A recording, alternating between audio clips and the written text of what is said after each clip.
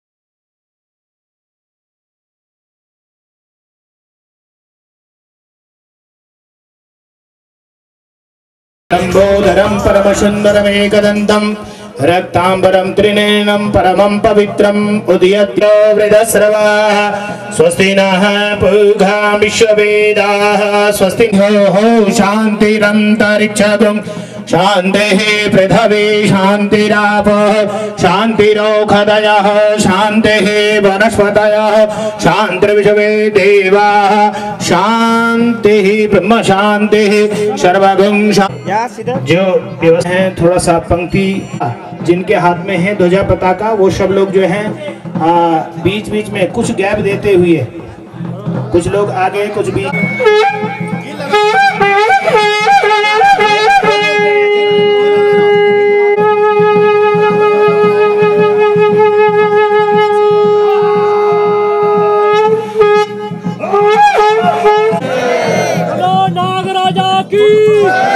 कर्णे विषणो जामादेवा भद्रं पश्ये माक्षभिर्जतराः विस्तरैरङ्गे स्तुष्टुवागं सवितर्दुरितानि पराशुभम्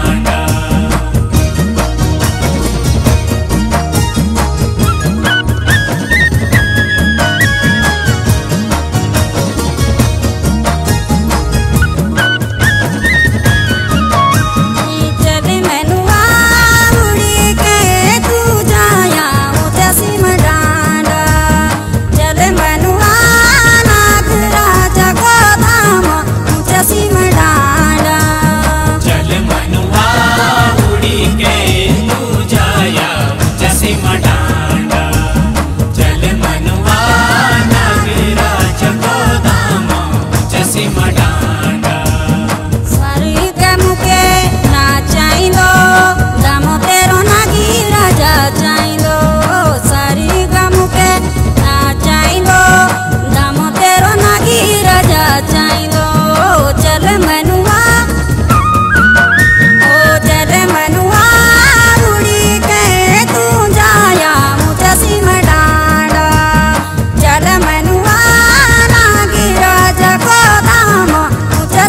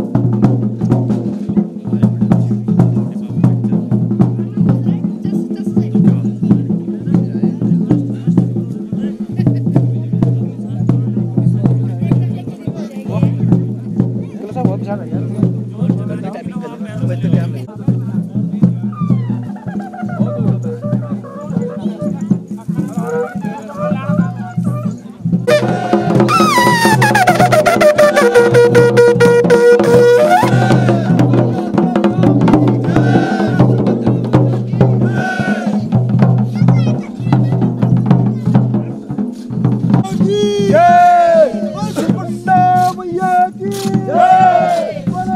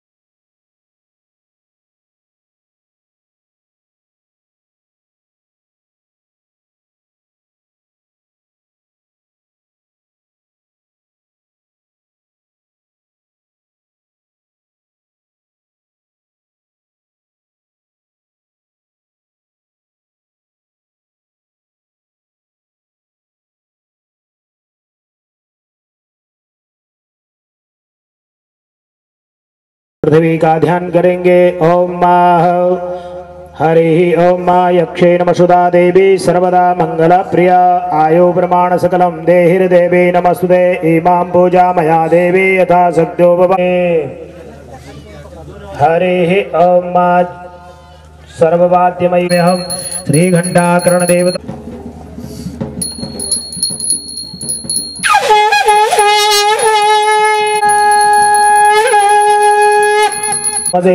मणशर सुधर्मासीदा गंधद्वारामद्रादर्शमाः सर्वोपचारार्थे गंधाक्षतं भद्रपुष्पं कर्म यदि हि जागृते सुप्नाः तेन शीघ्रमावयं वाय सूर्यो तस्मान् मानसविश्वान् मुञ्चत कुङ्गशाः।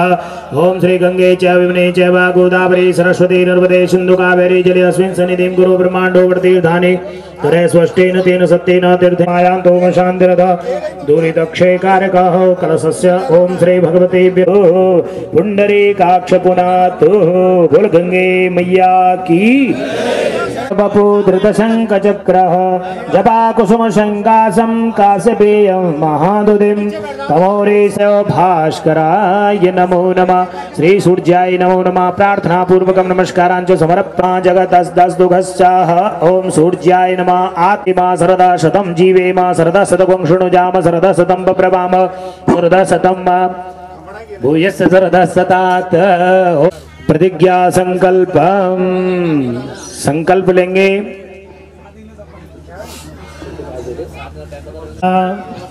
यज्ञोपवीत धारण करना है आप सबको। जो जो यज्ञोपवीत धारण करना चाहें वो कर सकते हैं। और ओम भुवः ओम स्वः ओम महा ओम जनः ओम तपः ओम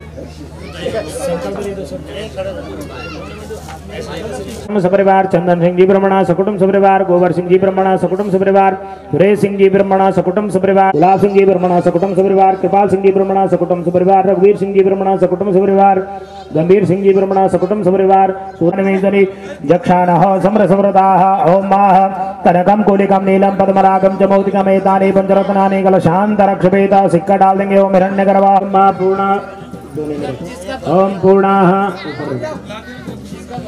ओम माह पूर्णाधर विपरापदा सुपूर्णा पुनर्वासा सौम्या प्रतिज्ञा मकरा श्रेया पासुता देवो जल्लासा दिको महानोम तत्वा पंचाम कृष्णादेशो दर्शनाम सुब्रह्मण्यानि श्रेयपावते गुणदेवताय नमः नंद्रवानाय नमः जलादिनाथाय नमः मंगल कलश। हां अमुग्रास्ते सूर्य चंद्र भौम बुध गुरु शुक्र शनि राहु केतु ग्रह गण गुण विशिष्ट विशिष्टयाम शुभ पुण्य तीर्थोत्तमायां कारिष्य देवताना सर्वेशा एक सेकंड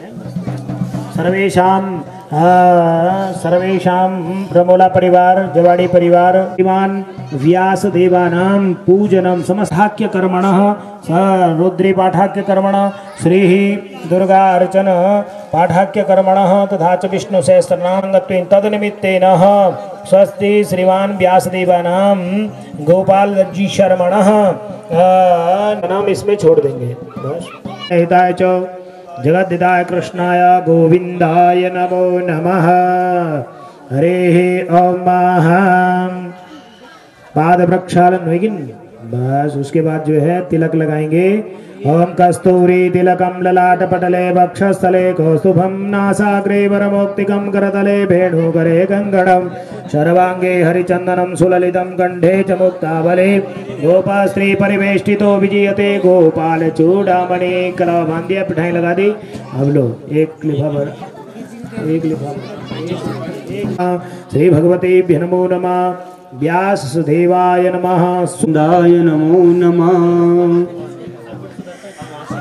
ओम ब्रह्मज्ञानं प्रथमं पुरस्ताद्विषेमतः सुरुचो वेन आवः सबुदन्या उपमा अस्सविष्टाः।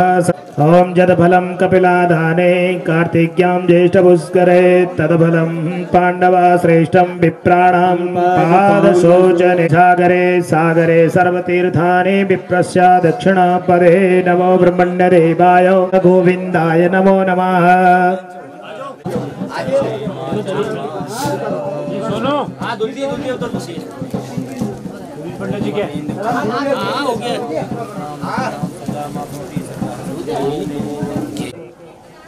चलो ठीक है। ओम प्रार्थना कर लीजिएगा। ओम शुक्लां ब्रह्म विचार सार परमाध्यात्मे नमो नमः।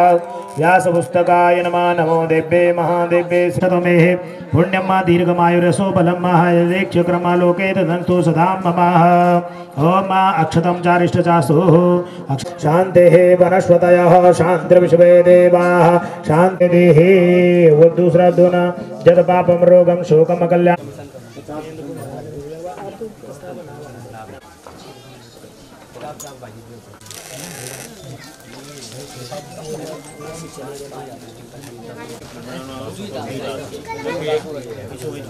अभियामे स्थापयामि पूजयामि नमः पद्माय नमः पद्माभि हमें स्थापयामि पूजयामि नमः पुत्रे नमः सावित्रे नमः अभियामे स्थापयामि ओम विजयाय नमः विजयाभ्यामे स्थापयामि पूजयामि नमः जयाय नमः जयाभ्यामे स्थापयामि पूजयामि नमः षोडश मात्रके नमः भगवती दुर्गा देवी राजराजेश्वरी इष्ट देवी कुलदेवी चमायोगी जन्म स्वा सुधा नित्यमेव ओम देवता बेहद्रविषमायोगी जन्म स्वा सुधा नित्यमेव नमो नमः। छोड़ देंगे इस दोने में। हरे ओम आसन दानम राधे क्षणो क्रियताम यदा प्राप्नुवन्तो भवन्त्यः तथा प्राप्नुवाम माता प्रमाता।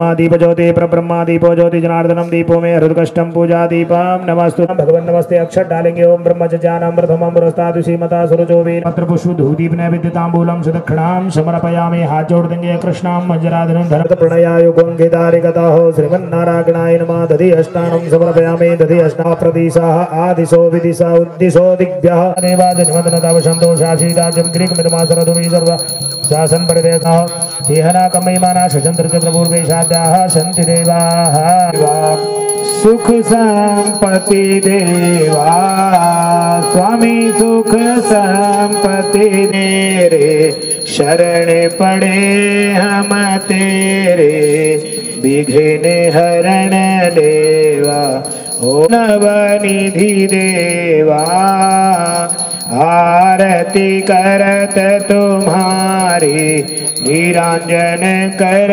गणपति देवा। ओम जय गणास सर्वकामांक्ष हृदय नमस्तुते।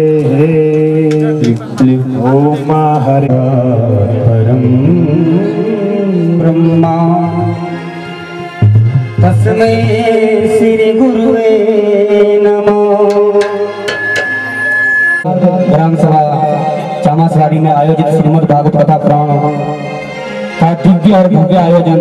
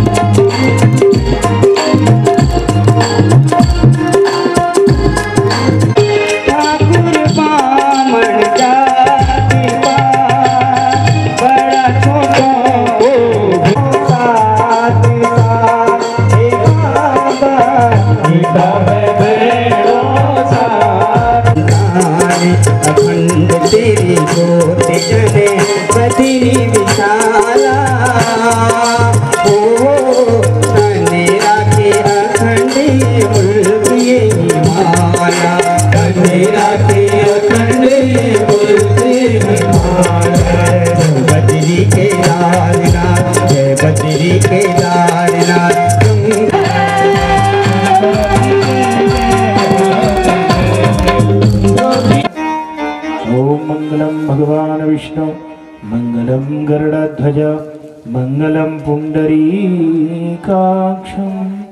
मंगलायतनो हरिः। नमो ब्रह्मण्यदेवाय गौब्राह्मण्यहिताय च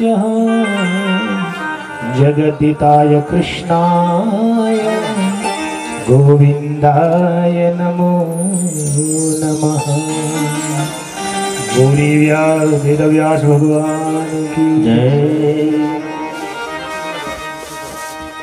हमसे भगवान का स्मरण करते हुए परम सुंदरमेकदंतं रक्तांबरं त्रिनयनं परमं पवित्रम् उद्धदिवाकरकरोज्ज्वलकायकान्तं विघ्नेश्वरं सकलविघ्नहरं नमामि। विघ्नेश्वरं सकलविघ्नहरं नमामि। ध्येयं सदा परिभवग्नमभीष्टदोहं तीर्थास्पदं शिवविरञ्चनुतं शरण्यम्। प्रत्यार्थिहं प्रणतिपालभवाब्धिपोतं वन्दे महापुरुषते चरणारविन्दम्। वन्दे महापुरुषते चरणारविन्दम्। इतो हि विश्वस्य च बीजयोनि रामो मुकुन्द पुरुष प्रधानम्। रचता जनानां पादोदकं यानि भजन्ति नित्यम्। पादोदकं यानि भजन्ति नित्यम्। पादोदकं यानि भजन्ति नित्यम्। तार श्री सच्चिदानंद और भगवान का एक दिव्य वांग्मय स्वरूप श्रीमद् भागवत महापुराण। भगवान की जब किसी पर कृपा होती है, अनन्य कृपा होती है, ऐसे दिव्य पुराण श्रवण करने का सौभाग्य प्राप्त होता है। ऐसे मंगलमय पुराण आप दूसरी बार अपने इस गांव में कर रहे हैं, इससे बड़ा सौभाग्य कुछ हो नहीं सकता है। क्योंकि क्षीणे पुण्य मृत्यु लोके विसंति। जब मनुष्य का पुण्य उदय होता है तब इस मृत्यु लोक में पुनः आता है और अनेक प्रकार के पुण्य करने लगता है।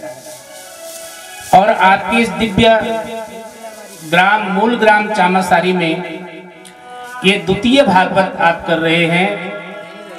आप लोग बहुत बहुत बधाई के पात्र हैं। आप लोगों का सत्य संकल्प रहा कि हमने दूसरी बार भागवत करनी है और भगवान की कृपा से वो आपने प्रारंभ कर दी। और इस आयोजन में आप सभी लोग तन मन और धन से इस यज्ञ को कर रहे हैं, इसलिए भी आपको बधाई है। यहाँ पर परम विद्वान हमारे आचार्यगण जो बड़े ही सुसंस्कृतित भाव से इस यज्ञ का संचालन कर रहे हैं, और जितने भी यहाँ पर श्रोता बैठे हैं, मातृशक्ति बैठी है, जितने भी भाई बांधव बैठे हैं, सबके मन में अनंत भगवान की भक्ति का भाव है।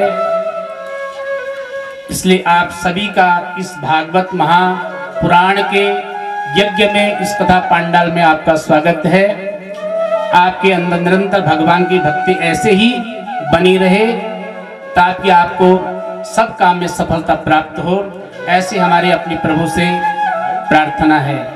बोल यज्ञ पुरुष भगवान की, सदगुरुदेव भगवान की, सुरकंडा मैया की, नागराज भगवान की, पांच पांडव भगवान की, द्रौपदी मैया की, कुंती मैया की, नारसिंह भगवान की, पितृ देवताओं की, चामासारी ग्राम की, नमः पार्वती पतये हर हर हर महादेव।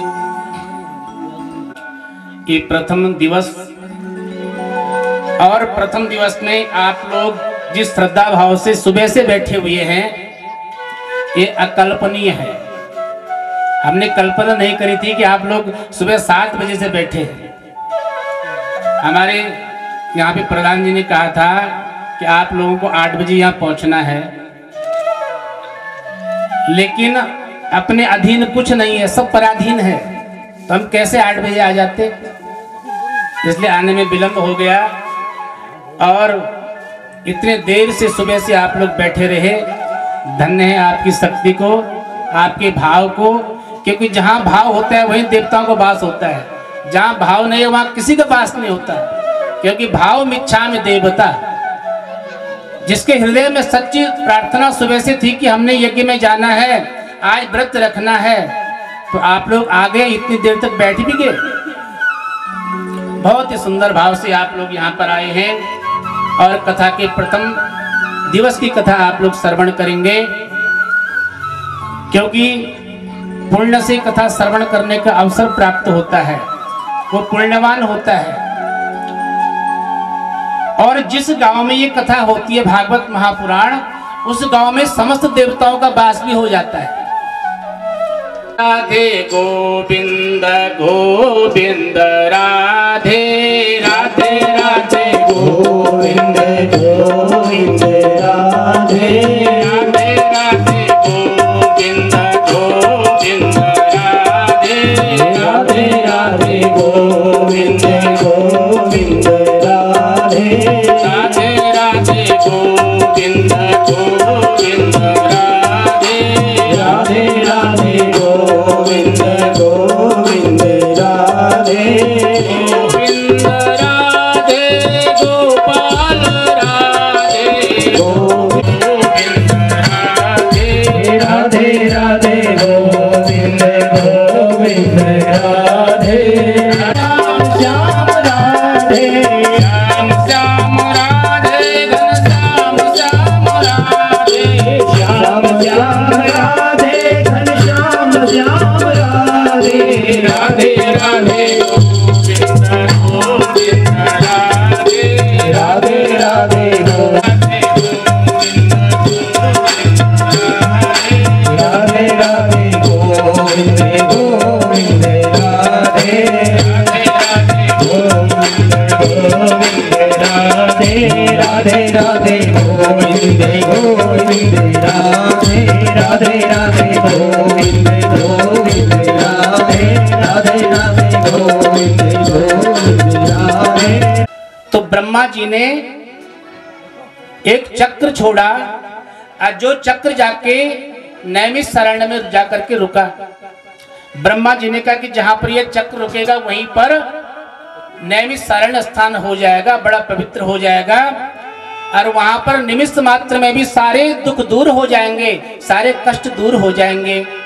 ऐसा स्थान ब्रह्मा जी ने सभी जीवों को प्रदान कर दिया।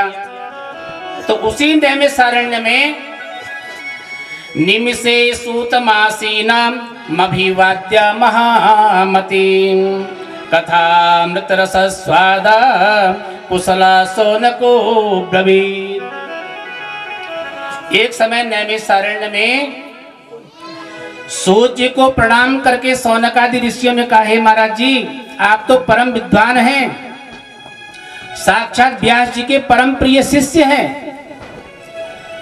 कलयुग का बड़ा दोष हो गया है, हमारे मन को कहीं संतोष नहीं होता है, कुछ ऐसा उपाय बताइए कि जो कलयुग के सारे कलविष दूर हो जाएं, सारे पाप समाप्त हो जाएं। कोई ऐसा स्थान तो बताइए, कोई ऐसी कथा बताइए जो हम श्रवण कर सके। तो सोचिए नैमिषारण्य में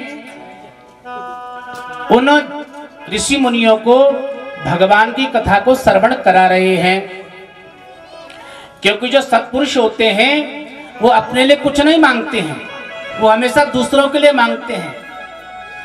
व्यास जी ने 18 पुराणों का निर्माण किया और 18 पुराणों में केवल 2 ही बातें लिखी हैं कि परोपकार करना चाहिए और पुण्य करना चाहिए। अष्टादश पुराणेषु व्यासस्य वचनद्वयम् परोपकार पुण्याय पापाय परपीडनम। हमारे अंदर का पाप कैसे दूर हो, पुण्य कैसे उदय हो, हम सत्कर्म कैसे कर सकें, इस भाव से सभी लोग सूत जी के मुख से कथा को श्रवण करने के लिए तैयार हुए। वहां पर सौनक जी भी बैठे हैं जो परम विद्वान हैं, वयोवृद्ध हैं। लेकिन सौनक जी ने कहा महाराज जी कथा तो आपके मुख से ही सुनेंगे, अगर मैं कथा बांचना शुरू करूं, कथा बोलना शुरू करूंगा तो मैं कथा का चिंतन और मनन नहीं कर पाऊंगा। इसलिए हे सूत जी महाराज आप कथा अपने मुख से हमें सुनाइए। तो सूत जी उनको कथा सुनाते हैं और उनकी दुख निवृत्ति कैसे हो, उनका दुख दूर कैसे हो, सुख की प्राप्ति कैसे हो, ऐसी अनेक भगवान की कथाओं को सूत जी महाराज सौनक आदि ऋषियों को सुना रहे हैं। सूत जी कहते हैं आप सावधान होकर के कथा का श्रवण करना, क्योंकि अति विशिष्ट कथा है। जो कथा बहुत शक्तिशाली होती है, विशेष फल देने वाली होती है, उसको संभल करके सुनना चाहिए, ध्यान से श्रवण करना चाहिए। जैसे हम किसी मूल्यवान वस्तु को बहुत ही संभाल कर रखते हैं, कहीं चोरी न हो जाए, कोई ले न जाए, ऐसी ये दिव्य कथा है जिस कथा को बड़ी श्रद्धा से श्रवण करना चाहिए, अपने हृदय के अंदर संभाल करके रखना चाहिए, ताकि हम सत्कर्म कर सकें, पुण्य कर सकें। सूत जी कहते हैं कि पहले समय की एक कथा मैं आपको सुना रहा हूं, आप उस कथा को बड़े ध्यान पूर्वक सुनना, क्योंकि इस कथा को श्रवण करने से अनेक प्रकार के पापों का उद्धार हो गया और अनेक प्रकार के ऋषि मुनियों का, देवताओं का उद्धार भी हो गया। सूत जी कहते हैं राजाओं, हे ऋषियों, हे मुनियों, ये भगवान की जो मंगलमय कथा है इसमें इतनी शक्ति है, इस कथा को श्रवण करने से स्वर्ग लोक से देवता भी मृत्यु लोक में आते हैं इस कथा का रसपान करने के लिए। जबकि स्वर्ग में सब सुख है, स्वर्ग में कोई कमी नहीं है, लेकिन स्वर्ग के लोग भी इस मृत्यु लोक में आना चाहते हैं इस कथा को श्रवण करने के लिए, सत्कर्म करने के लिए, क्योंकि स्वर्ग लोक में सत्कर्म नहीं होता है। वहां जैसा आप यहाँ पर व्यवहार करते हैं वहां पे ऐसा व्यवहार नहीं कर सकते, जैसा आप यहाँ पर भोजन करते हैं ऐसे भोजन वहां पर नहीं कर सकते, जैसे परिवार के साथ में यहाँ पर रहते हैं वहां पर नहीं रह सकते। इसलिए इस सांसारिक लीला को देखने के लिए भगवान भी अनेक अवतार धारण करके और यहाँ पर इस मृत्यु लोक में आते हैं और भगवान की कथा को श्रवण करके पुण्य अर्जित करते हैं। जैसे हम पुण्य कमाते हैं, धन कमाते हैं, ऐसे ही भगवान भी पुण्य कमाना चाहते हैं। तो स्वर्ग लोक से यहाँ पर भगवान भी इस अमर कथा को श्रवण करने के लिए आना चाहते हैं। सूत जी कहते हैं, हे ऋषियों, इस कथा के प्रभाव से राजा परीक्षित का उद्धार हो गया, जिनको केवल 7 दिन का समय शेष बचा हुआ था। सौनकादि ऋषियों ने कहा महाराज जी 7 दिन में कैसे उद्धार हो गया, इस कथा में ऐसा क्या है कि उनका उद्धार हो गया। तब सूत जी उनको कहते हैं कि एक समय की बात है कि एक बार जैसे ही सुखदेव महाराज राजा परीक्षित को कथा सुनाने के लिए आसन पर बैठे, उसी समय स्वर्ग लोक से बड़े बड़े रथ इस मृत्यु लोक में आ गए। उन रथों में देवता बैठे हुए हैं और जब देवता उन रथों में उतर करके इस मृत्यु लोक में आए तो सीधे कहां पर गए, जहां पर सुखदेव महाराज जी राजा परीक्षित को कथा सुना रहे थे।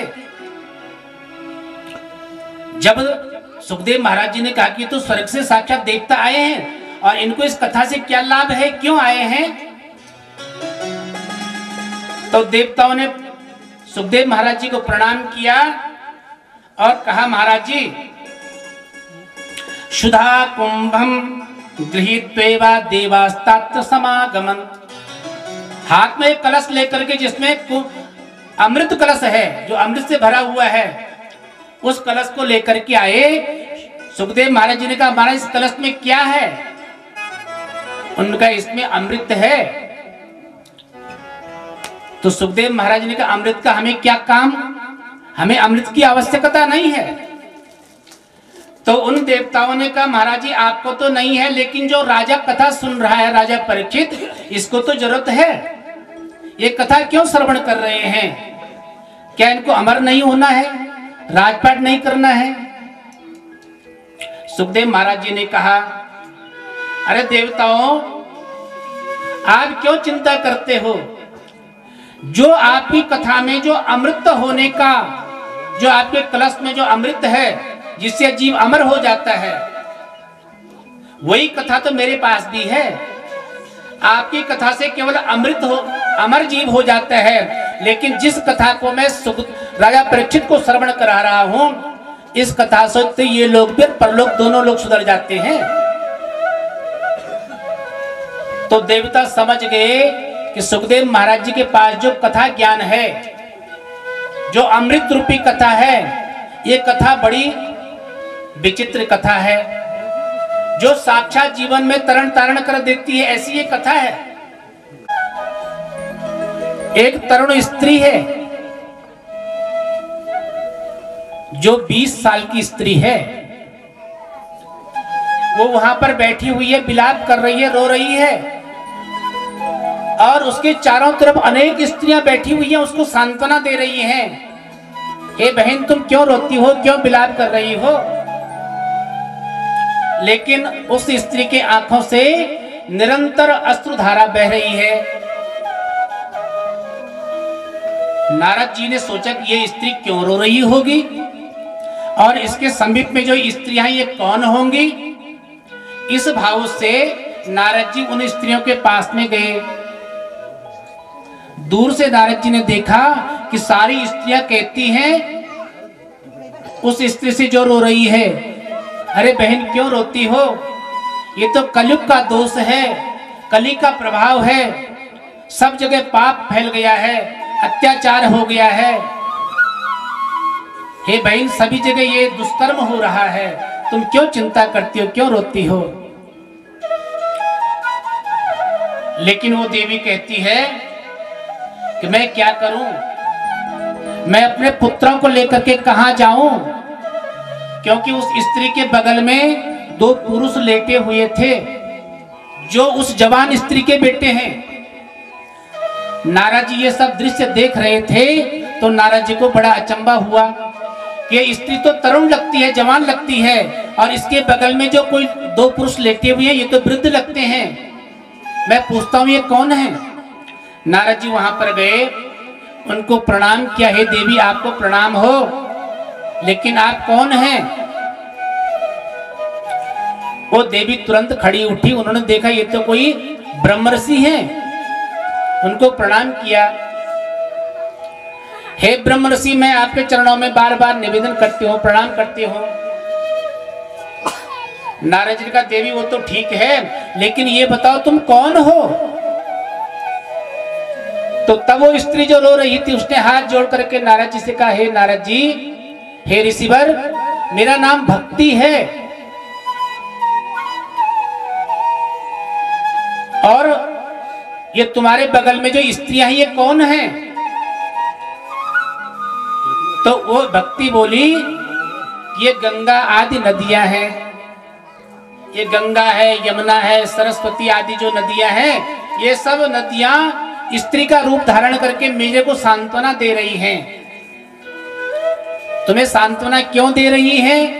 कि महाराज इसलिए दे रहे हैं कि ये जो पुरुष हमारे बगल में लेटे हुए हैं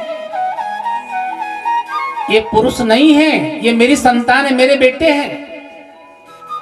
नारद जी को बड़ा आश्चर्य हुआ कि तुम्हारे बेटे हैं, क्या इनका नाम है? तो उन्होंने कहा इसका नाम ज्ञान और इसका नाम वैराग्य है।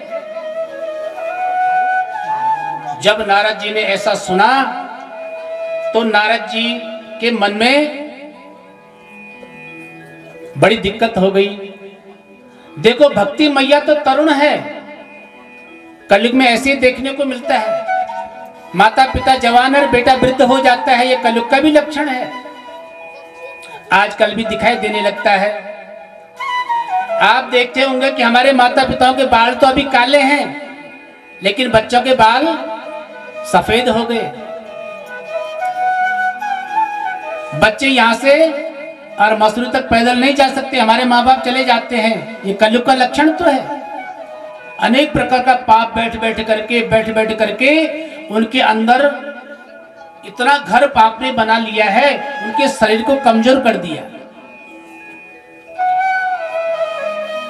तो नारद जी ने कहा, हे देवी तुम ये बताओ, तुम वृंदावन में कैसे आई, तुम्हारा घर कहां है? तब भक्ति मैया ने नारद जी से कहा, हे नारद जी मैं क्या बताऊं, मैं तो द्रविड़ देश में मेरा जन्म हुआ है। कर्नाटक से होकर के, केरल से होकर के, महाराष्ट्र से होकर के और घूम घूम के मैं यहाँ पर पहुंची हूँ।